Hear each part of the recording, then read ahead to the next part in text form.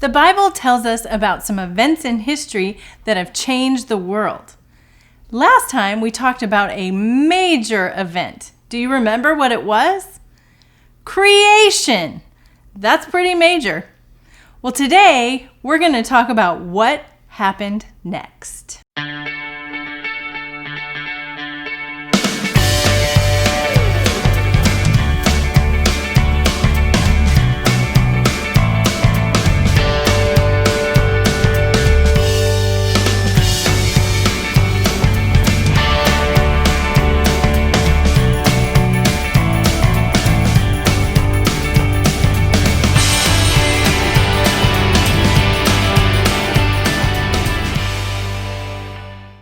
We've talked about all of the amazing things God created and that the Bible tells us who made it all, God, how God made everything, with his words and with his hands, and why God made everything, because it pleased him. And we talked about how when he was all done making everything, it was very good, or what we would call perfect. Let's review what God made on each day. On day 1, he separated the light from the dark, and he created day and night, and time began. On day 2, he separated the waters into the waters up above in the clouds and the waters down below in the oceans, and in between them was the sky. And day 3, he created all the plants and vegetation across all of the land. He separated the waters and dry land was there, and he put all the plants on the land. Then on day 4, he filled the day and the night with the sun and the moon and the stars, and he told us that they were for us to help keep track of time. On day 5, he filled the water with all of the fish, and he filled the sky with all of the birds. And then on day 6, he filled the land that he had put all that vegetation on greenery on. He filled it with all the land animals, and finally with his favorite creation, people, with Adam and Eve. We also learned from the Bible that God rested after all of his work of creating because his work was complete. He didn't rest because he was tired. He rested to show us the importance of resting from our work and to celebrate our work and to rest in him and praise and glorify him. Well, not long after God's perfect creation, human beings messed it up. Satan, disguised as a snake, tricked Eve into eating fruit from a tree that God had forbidden her and Adam to eat from for their own safety. Then she gave some to Adam, and he chose to eat some of it as well. And from that moment on, sin entered God's perfect creation. So now, you and I are living in a world that was originally created by God and is very good, but is now filled with sin. Here are some of the effects of that sin. There's now death in the world. There's now thorns and thistles and weeds that grow as part of the plants in the world. We now have to wear clothing. We have to work hard for our food. Garden of Eden. Today we're going to talk about a catastrophe that resulted from all that sin of mankind. The sin that infected the entire world, and everyone suffers from it. All the bugs, animals, plants, and people. Our very earth suffers because of the sin of mankind. Romans 8:22 tells us that all of creation suffers because of sin. Do you have any idea what that catastrophe might have been? That's right, the flood. After many hundreds of years after creation, in fact, about 1,600 of them, sin had corrupted God's creation so much because of people, and people became so evil that God removed man from the face of the earth. God, in his infinite wisdom, chose to send a worldwide or global flood that destroyed everything living on the earth. However, he found one man to be righteous in all of the earth and chose that man and his family to survive the flood. Do you know who that man was? That's right, it was Noah. We can read all about Noah and this flood in Genesis chapters 6 through 8. They begin by telling us how God chose Noah and gave Noah a very special and unusual job. The job to build a really, really, really big boat. Genesis 6:10 through 16. It says, Noah had 3 sons. Their names were Shem, Ham, and Japheth. The earth was very sinful in God's eyes. It was full of people who did mean and harmful things. God saw how sinful the earth had become. All its people were living very sinful lives. So God said to Noah, I'm going to put an end to everyone. They have filled the earth with their harmful acts. I am certainly going to destroy them and the earth. So make for yourself an ark out of cypress wood. Make rooms in it. Cover it with tar inside and out. Here's how I want you to build it. The ark has to be 50 feet long.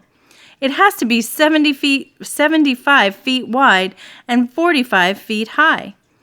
Make a roof for it and leave below that roof an opening all the way around that is 1.5 feet high. Put a door in one side of the ark. Make lower, middle, and upper decks. It was very unusual for God to tell Noah to build the ark because the Bible tells us that until that time of the flood, it had never rained. It had never flooded on the earth. It just had the dew in the morning to water the plants.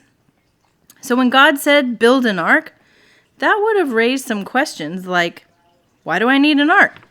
What is an ark? Why would I need one if I'm surrounded by land? Well, God answered those questions too. Let's read verse 17.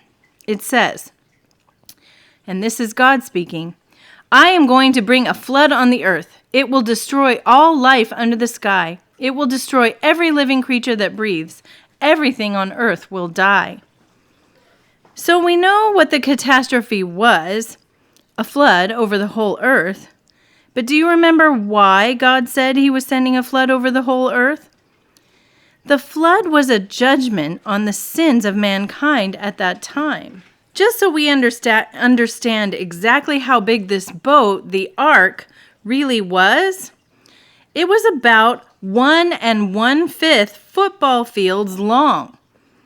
And it could likely hold as much as 522 railway freight cars. It had 3 decks on it, and in fact, it was bigger than a 747 jumbo jet. That's big. Let's see what God said to Noah next in Genesis 6:18 through 7:7. He says, But I will make my covenant with you. You will go into the ark. Your sons and your wife and your sons' wives will enter it with you. Bring a male and a female of every living thing into the ark. They will be kept alive with you. 2 of every kind of bird will come to you. 2 of every kind of animal will also come to you. And so will 2 of every kind of creature that moves along the ground. All of them will be kept alive with you. Take every kind of food that you will need. Store it away as food for you and for them. Noah did everything just as God commanded him. Then the Lord said to Noah, Go into the ark with your whole family. I know that you are a godly man among the people of today. Take 7 pairs of every kind of clean animal with you. Take a male and a female of each kind. Take 1 pair of every kind of animal that is not clean. Take a male and a female of each kind. Also, take 7 pairs of every kind of bird. Take a male and a female of each kind. Then every kind will be kept alive. They can spread out again over the whole earth. 7 days from now, I will send rain on the earth. It will rain for over 40 days and 40 nights. I will destroy from the face of the earth every living creature that I have made. Noah did everything the Lord commanded him to do. Noah was 600 years old when the flood came on the earth. He and his sons entered the ark. His wife and his sons' wives went with them. They entered the ark to escape the waters of the flood. So what did Noah take with him in the ark? His family, his wife, his 3 adult sons and each of their wives, and 2 of every kind of land animal, and that would include the creepy crawly things, 7 of the clean animals, and 2 of every kind of bird, and 7 of the clean birds, and food for everybody. Well, what exactly does 2 of every kind mean? Did it mean absolutely every single type of land animal? So 2 of every species of dog, cat, horse? No. The word kind is the same as the word that we use in our scientific classification system as family. So there only needed to be a male and a female from each family of animals. Family or kind of animals. So that's like 2 from the dog family. So maybe a male and a female wolf. From then, all the other dogs and wolves would come later on. And then maybe a male and a female lion for the cat kind. And from them, all of the jungle cats and cats like you have sleeping in your home would come from them. Do you get the idea? Do you think Noah had to go out and collect all the animals to round them up and herd them into the ark? Genesis 6:20 tells us, 2 of every kind of bird will come to you. 2 of every kind of animal will also come to you. And so will 2 of every kind of creature that moves along the ground. All of them will be kept alive with you. God brought everything he wanted on the ark right to its door. God was very specific and merciful to Noah and his family and all the animals. He took good care of them. Well, what about fish? Do you think Noah needed fish on the ark with him? No, fish can survive in the water. So even though many would die, many fish would survive the catastrophe. Scientists believe there may have been around 16,000 individual animals that were on that ark. That sounds like a lot, doesn't it? But the ark was so big that all the animals could have fit on just one of those 3 decks, with all their food and water, and they would still have room left over for all of them to get some exercise. Here I have a to-scale model of Noah's Ark. And I wanted to show you just how big it is. I have some pictures here. If you can see, this would be what a railway boxcar, the size of the boxcar is in relation to Noah's Ark. And next I have a school bus.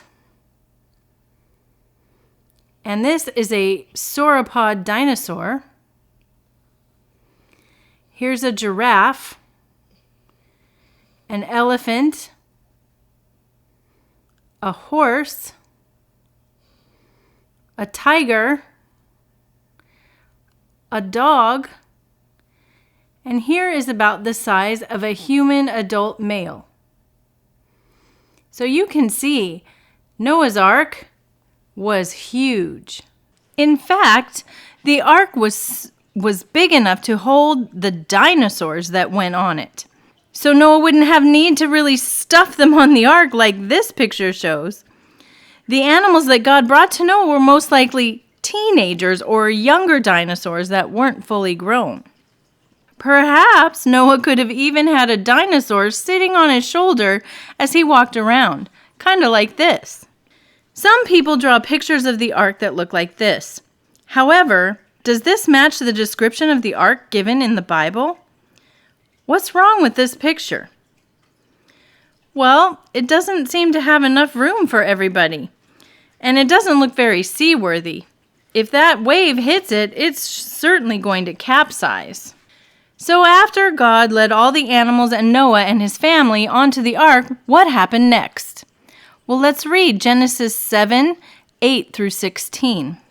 Male and female pairs of clean animals and pairs of animals that were not clean came to Noah. So did male and female pairs of birds and of all the creatures that move along the ground. All of them came to Noah and entered the ark. Everything happened just as God had commanded Noah. After 7 days, the flood came on the earth. Noah was 600 years old. It was the 17th day of the second month of the year. On that day, all of the springs of the bottom of the oceans burst open. God opened the windows of the sky. Rain fell on the earth for 40 days and 40 nights. On that same day, Noah entered the ark with his sons, Shem, Ham, and Japheth. Noah's wife and the wives of his 3 sons also entered it. They had every kind of wild animal with them. They had every kind of livestock, creature that moves along the ground and bird that flies. Pairs of all living creatures that breathe came to Noah and entered the ark. The animals going in were male and female of every living thing. Everything happened just as God commanded Noah. Then the Lord shut him in. Who did it say shut the door of the ark after everyone was aboard? God shut the door for the ark. Why do you think that might have been a comfort for Noah and his family, that God shut the door? Well, the entire time that Noah spent building the ark, he was also trying to get the sinful people around him to confess their sins and turn to God. If they had, they could have been on the ark with him. But none of them believed Noah. Noah and his family had to leave all of their friends and neighbors outside that ark door, knowing they would die. Having God shut the door probably helped them accept that God was in charge, and it was God that decided who was on the ark and who was not. Even though it would be really difficult and really sad to know your friends and neighbors were dying, there was peace to be found in remembering that God is fully in control. He was sending this flood to judge the wickedness of mankind. He was in control of it. After God shut the door of the ark, safely closing Noah and all his family and all the animals inside, the time of God's judgment had arrived. Only those who obeyed God and entered the ark were saved from God's judgment, the earth-covering flood. After God shut the door, no one else was able to enter the ark. We can think of the ark of Noah's day as an example of how we can be saved from God's judgment on our sin. Just as Noah entered the door of the ark, there is a door that we need to enter. Let's read John 10:7-10 together. It says, "So Jesus said again, 'What I'm about to tell you is true. I am like a door for the sheep. All who have come before me are thieves and robbers, but the sheep have not listened to them. I am the door. Anyone who enters through me will be saved. They will come in and go out, and they will find plenty of food. A thief comes only to steal and kill and destroy. I have come so they might have life. I want them to have it in the fullest possible way.'" Jesus said, "I am the door. If anyone enters through me, they will be saved." In a way, Jesus is our ark of salvation, isn't he? When we admit to God that we are sinners and ask him to forgive our sins and believe that Jesus died on the cross to pay for our sins so we don't have to pay for them, and then 3 days later Jesus rose again, when we believe that, God promises that he will save us from his judgment of our sin, just like he saved Noah and his family and all the animals from the flood waters.